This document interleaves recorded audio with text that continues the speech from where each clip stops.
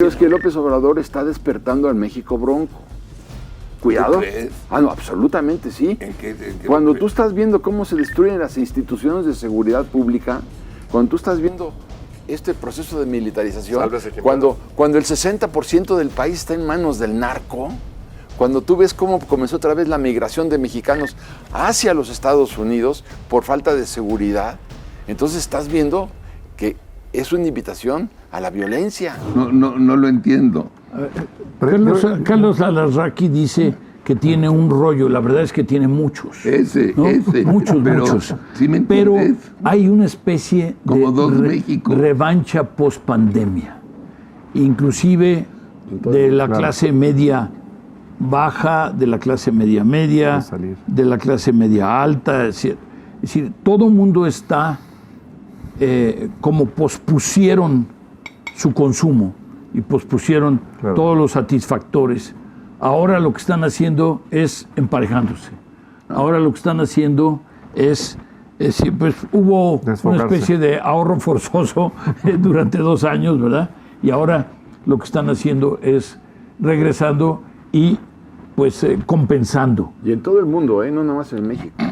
Sí, así es. La expansión del turismo mundial es verdaderamente notable, por lo mismo, ¿no? Pero nada más que hay una historia alterna a lo que dice Carlos, porque yo hablo, por ejemplo, con mis paisanos en Celaya, y a las 6 de la tarde, la ciudad se cierra, A las 6 de la tarde no ves un alma. Ayer estuve con unos amigos de Ciudad Obregón, igual. Ciudad Obregón se toca, hay un toque de queda, o sea, la gente se guarda. En Tepic están igual, en Colima están igual. Bueno. En Chilpancingo no se diga. O sea, sí hay un tema muy grave donde está colapsando la inseguridad del país, está colapsando, está gangrenando literalmente la economía en muchas partes. Porque yo te diría, a ver, tocayo, fíjate que hoy te invito, nos vamos a ir a Uruapan y de ahí vamos a ir a Lázaro Cárdenas y luego vamos a llegar por la costa a Acapulco. Vas a decir, estás loco, cabrón, yo no voy a ir a ese viaje, porque no sé si voy a regresar. Pues claro. La pregunta es, ¿y todas las personas que viven en esas zonas, cómo están viviendo? Están viviendo una Paco tragedia Torrelanda, enorme. mira, esto es quizá del factor 6 que tú mencionaste, insisto, seguridad, energía, infraestructura, entre ellas toda la infraestructura que ya hablamos. El tema de la seguridad es el principal tema. Es el tema que más desvela a los mexicanos, es el tema que más le quita el sueño a los mexicanos. Pero además, porque antes la pregunta era típicamente, oiga usted, ¿y en la noche no le da a usted una sensación de inseguridad salir? Dice, no, hoy es a cualquier hora. Así es. A cualquier hora del día y de la noche, y hay ciertamente la percepción de inseguridad. De hecho, Xochitl empezó su campaña en Fresnillo, que es la cuna de la inseguridad. La ciudad en donde existía la mayor percepción de inseguridad de México. Y bajó de ahí a Irapuato y a Celaya. Y a un montón de otros lugares que lamentablemente están entre las 10 ciudades más inseguras del mundo. ¿No? Del mundo. Sí. Entonces, Paco, ¿cómo ves el tema de seguridad, en particular el tema de seguridad, y cómo lo están enfocando cada una de las candidatas? Bueno, y ayer se murieron 80,000. No, 80. 81. Digo, perdón, 80. 81, sí. Es que ya llevamos 181,000 muertos en el sexenio, homicidios dolosos, más los 100 o 110 o 114, ¿no? Desaparecidos de los desaparecidos. 1,000 desaparecidos, ¿no? Sí. Es decir, quiere decir que tenemos prácticamente 300,000 personas que, pues, fallecidas. No sabemos. Déjame nada más hacer una acotación ahorita que mencionaste, Carlos, de los 80 muertos por día, porque estos impresentables hablan de una reducción del 20%, pero fíjate la canallada de estos infelices. Toman una cifra en la época de Peña Nieto y toman el día pico más alto, donde habían 100. Entonces dicen, nosotros hemos logrado que no llegamos al pico, sino nos mantengamos en 80. O sea, ellos hablan de una reducción del 20% porque decían 80 y dice son 20% menos. Sí, pero no jodas. Lo que tienes que tomar en cuenta es cuál es el número total de víctimas durante todo el sexenio para ver si efectivamente hay una reducción. Tal reducción no existe. En este sexenio ya llevamos más que Fox y Calderón juntos. Así es. Y bastante más que Peña Nieto. Entonces, nada más que no caigamos con este engaño del 20%. Ese 20% por lo menos no resiste una prueba de inteligencia mínima, como por un lado. Y lo otro que tú decías de seguridad, nada más hay que entenderlo igualmente. Hay dos seguridades. La seguridad pública, que es la capacidad que tengamos nosotros de salir a la calle, a la carretera o a otra región y asumir que vamos a regresar bien y con vida a nuestro lugar de origen o al lugar donde vayamos a transportarnos. Esa es una seguridad. La otra, la seguridad, es la jurídica. Sí. Pero las dos son muy importantes. Claro. Entonces, hablando de seguridad pública, yo te puedo insistir, porque en eso sí conocemos, llevamos más de 20 años en distintas ONGs en que nos hemos dedicado a ver qué es lo que funciona y qué no funciona en materia de seguridad pública. Entonces, por ejemplo, se hicieron comisiones antisecuestro, que funcionaban bien. Tenemos registros de cómo la Comisión Nacional Antisecuestro y las delegaciones estatales o las comisiones estatales realmente tenían un funcionamiento bastante bueno. Las devastaron. No quedó ni un ladrillo encima de otro. Las capacidades de policíacas civiles, lo dije antes, eliminaron el Fortaseg, eliminaron el Subsemun, que eran estímulos federales para que los niveles de equipamiento, de adiestramiento, de capacitación en cada municipio, en cada estado, pudieran obviamente tener un mejor se tomaron desempeño. decisiones deliberadas para reducir o eliminar todos los apoyos que tenía el sistema de seguridad. Así es. Y lo que pasa con esto es que son cuestiones progresivas. Es decir, tú vas avanzando, pero si tú le cortas de tajo el apoyo, viene un colapso a nivel cero. O sea, no es que pierdas un poquito porque le dejaste de hacer. Es lo mismo que si tienes un paciente que lo estás sosteniendo, si tú le cortas el medicamento de golpe, no se va a medio enfermar, se va a morir. Claro. Entonces lo que pasó con muchas de estas corporaciones civiles es que se murieron, desaparecieron, porque les cortaron de tajo lo que les permitía ir avanzando hacia mejores condiciones. Y hay ejercicios buenos, o sea, no es que se estuviera tirando el dinero, seguramente era perfectible, pero tienes casos como en Tijuana, como en Morelia, en algunas partes, Coahuila, el estado completo, Querétaro o Yucatán, que han logrado sobrevivir. Pero en muchos otros lugares, como Morelos, Guerrero, Michoacán o Veracruz... Bueno, están en manos totalmente del crimen organizado. Claro, entonces ahí es donde ves dónde están las prioridades. Las prioridades han estado en estar cerca de sus aliados electorales y lejos de la ciudadanía y, por supuesto, dejando a un lado las capacidades institucionales en materia de seguridad pública. Entonces, en seguridad pública tienen un cero redondito. Destruyeron la capacidad que teníamos, que además, como mexicanos nos debería importar porque le invertimos mucho tiempo, dinero y esfuerzo para que estos lo destrozaran. Hay una forma de capturar es decir, esto. Reprobado el actual gobierno, absolutamente reprobado en materia de seguridad, que es el tema más sentido y más sensible. Pero además con un grado adicional, Ángel, que es hay un daño patrimonial. Porque nosotros invertimos en capacidades y ellos las destruyeron. ¿Cuánto tiempo y dinero nos va a recuperar esas capacidades institucionales? Pero son cantidades exorbitantes. Hay un daño patrimonial. Destruyeron instituciones. Decía Eduardo Guerrero que van a tomar, creo que 20 años o algo así. Pues sí. Es que como todo en la vida, construir te toma 20 años, destruir te puede tomar 20 días. No, y reconstruir toma más tiempo. Pero la pregunta tocayo Ángel, Charlie, es ¿por qué? ¿Por qué destruiste lo que funcionaba? Buena pregunta. ¿Por qué? A ver, todo eso que estás diciendo es irrefutable, ¿no? Porque pues, ahí están los hechos. ¿Pero por qué? Para crear un Estado prerevolucionario. O sea, porque es a donde vas. Cuando tú estás matando al árbitro, ¿qué va a pasar? A ver, pre-revolucionario quiere decir de antes de la revolución, quiere decir vamos para atrás como los cangrejos. Como los cangrejos. Yo te diría, cuando en un partido de fútbol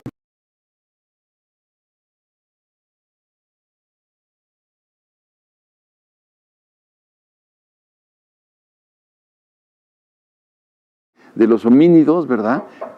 Para subsistir. Entonces, ¿por qué destruye las instituciones que implicaban el abasto de seguridad pública?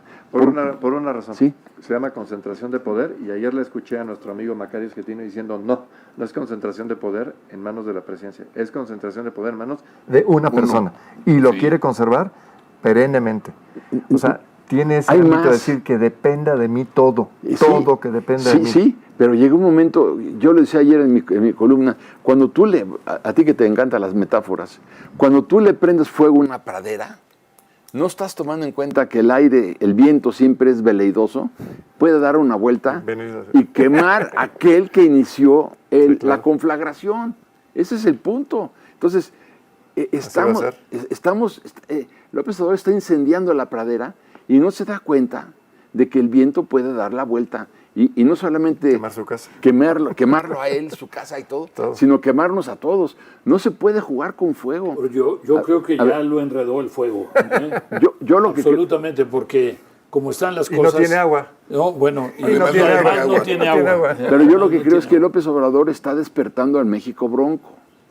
Cuidado. ¿Tú crees? No, absolutamente sí. ¿En qué cuando tú estás viendo cómo se destruyen las instituciones de seguridad pública, cuando tú estás viendo este proceso de militarización, cuando el 60% del país está en manos del narco, cuando tú ves cómo comenzó otra vez la migración de mexicanos hacia los Estados Unidos por falta de seguridad, entonces estás viendo que es una invitación a la violencia. ¿Tú sabes cuál es la quinta empresa más grande de México? Sí, el narco, ¿no? La quinta, que contrata más personal. Pero a ver, Paco Torres Landa, que es nuestro invitado de hoy, de lujo, hablando de seguridad, y estamos hablando del problema de cómo fortalecer las instituciones, pero estamos hablando de que hoy, pues, algunos cálculos dicen que la mitad, otros cálculos dicen que más de la mitad del territorio está ya bajo el control del crimen organizado. Sí. Y además se plantea la posible intervención del crimen organizado en los procesos electorales de junio próximo. Así es. Mira, yo te lo digo desde el otro punto de vista, que es, ¿cuáles son los 3 estados? Nada más 3, de 32, nada más hay 3 estados que hasta hoy, no sé mañana, hasta hoy, están libres de una intervención notoria, de una intervención preocupante, que son Yucatán, Querétaro y Coahuila, nada más. Todos los demás estados, todos tienen un nivel de intervención, algunos de toma total, como puede ser el caso de Guerrero, como puede ser el caso de Chiapas hoy en día. Lastimosamente, mi tierra, Guanajuato, está pasando por uno de los peores momentos. Bueno, somos campeones en materia de homicidio, no per cápita, por número total. Si fuera por cápita seríamos todavía mucho más grande, porque la población de Guanajuato no se compara con la del Estado de México o la de Jalisco, por ejemplo. Pero en números relativos, así, somos el número 1, no per cápita. Entonces es algo muy preocupante. Es decir, en números absolutos y en números per cápita, los dos se llevan, somos campeones. El podio. Sí. No en la inversión, no en infraestructura, no en el fútbol, sino en el número de homicidios, tampoco en el fútbol. Y aquí somos 2 leoneses, panzas verdes. Tal vez valdría la pena hacer una acotación en relación a nada más decir, de los 3 estados que así se salvan, habría que ver por qué. ¿Por qué? Porque hay instituciones, porque hay policías civiles capacitadas, hay voluntad porque política, hay intolerancia al abuso y a la presencia. Hay un libro que se lo recomiendo a todos si no lo han leído, que se llama Jaque Mate al Crimen Organizado, que lo escriben Rubén Moreira, que fue el gobernador en ese momento, y también nuestro amigo Rubén Aguilar, que es quien estuvo de la mano para coordinar, digamos, muchas de las tareas. El gran atributo de ese libro, además de que está bien escrito, es que te muestra que sí hay un camino para derrotar la delincuencia, porque Coahuila antes de eso estaba permeado, totalmente dominado por la delincuencia. Recuerdan la matanza de Allende, que fue terrible. Cientos de mexicanos muertos ahí en una masacre por este enfrentamiento entre bandas. Hoy en día Coahuila, y a raíz de la continuidad, ahí sí continuidad, el Estado ha prevalecido, a pesar de que está rodeado por serios problemas. Entonces, en este libro se nos demuestra que con voluntad política, con tenacidad y continuidad, sí es posible derrotar y fortalecer las capacidades de policías civiles, como ocurre, repito, también en Querétaro y ocurre en Yucatán. El problema es que en los demás lugares no sucede así.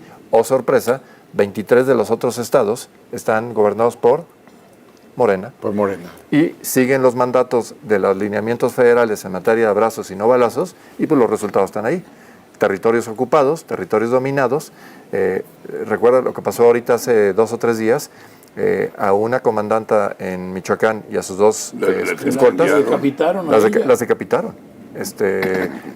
Y a los 2 guardias los mataron. En Coyuca, poquito antes del Otis, a 13 miembros de la Policía Civil que no se quisieron sujetar a la delincuencia organizada, se los echaron a todos. O sea, estamos ante señalamientos muy claros de que la delincuencia está haciendo las suyas, está tomando los territorios, sí, claro, y no tiene ningún tipo de contención estatal. Como dice, y dice bien Germán Martínez, le debemos de devolver el miedo a la delincuencia respecto a las capacidades estatales. Sí, claro. Sí las tenemos, pero no se están utilizando. A ver, Paco, pero yo te diría, la lógica con la que actúan todas las personas pensantes, y quizá esto de pensante es el problema principal, sí. Pero es que si algo no funciona, evidentemente no funciona, es más, está provocando exactamente lo contrario, está provocando que el crimen se apodere del país entero.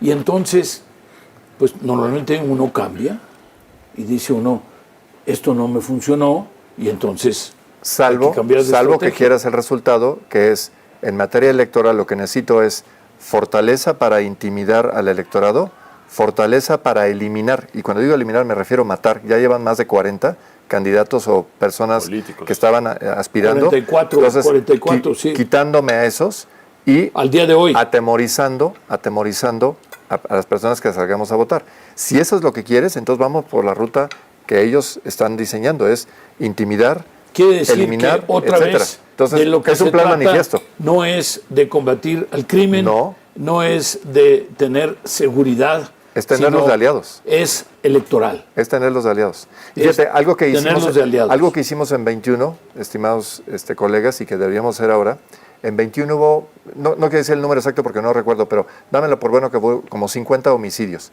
de candidatos que no llegaron a la boleta. La gran pregunta es, ¿quién los sustituyó? Y esos que sustituyeron no los mataron.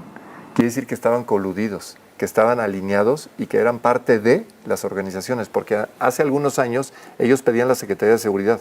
Ahora no se conforman con eso. Ahora quieren el puesto principal, como es la presidencia municipal, directamente, ellos controlarla. Fue lo que pasó en Valle de Bravo y fue lo que pasó en la gobernatura en San Luis Potosí. Es decir, yo dejo a alguien de los míos. La ambición aumenta. Claro. Porque no hay contención. Y en la medida en que no hay contención, entonces yo le sigo. No hay obstáculos, pues entonces le siguen. Le sigo. Entonces, ¿por qué me voy a conformar con la Secretaría de Seguridad Pública si puedo tener la presidencia municipal? No, tomen la presidencia municipal. Oye, me estorba el candidato. Mátenlo y pongan a alguien que es afín a nosotros. Y a ese ya no lo mates. Entonces, las preguntas de estos 44 que llevan muertos, hay que estar pendientes de a quiénes designaron de reemplazos. ¿Y por qué no los matan?